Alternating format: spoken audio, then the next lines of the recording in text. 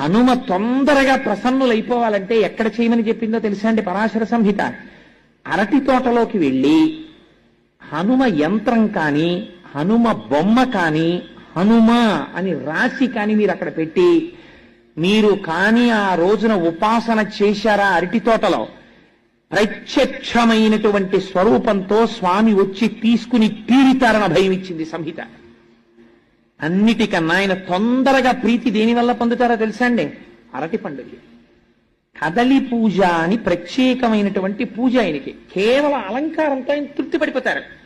అరటి గెలలిలా దిగేటట్టుగా అలంకారం చేసి, అరటి చెట్లు కట్టి, అరిటాకులేసి, స్వామి చుట్టూ కూడా లేత అరిటాకులు పరిచి, మీరు ఆయనకి బాగా ముగ్గిన అరటిపళ్ళు తీసుకొచ్చి అక్కడ పెట్టారనుకోండి, ఏదో ఒక రూపంతో, మీకు ఈ కంటికి కనపడిన రూపంతో రాకపోవచ్చు, మీరు గుర్తుపట్టలేరు.